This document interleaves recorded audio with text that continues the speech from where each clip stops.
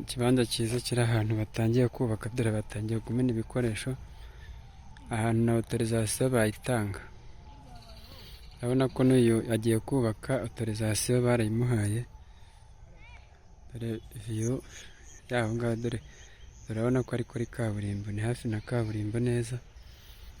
Urabona ko ni ruguru hari amashuri yo ku Gahembe, uturutse Nyamata ruguru ya sitasiyo, ni muri ya site yarangiye. Ikibanza gishaka miliyoni 12 gikora ku mihanda 2, dore uwa mbere n'uyu. Uyu nguyu ujyana bino bikoresho kuri iyi nzu, undi ni uyu nguyu uri kuzamuka hano.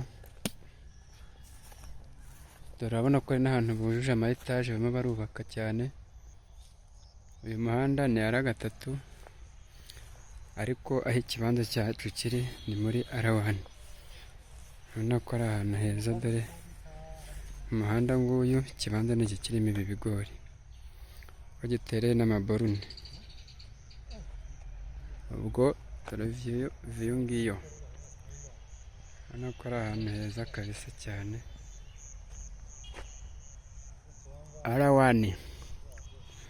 R1 nziza cyane, miliyoni 12, ubuso 304.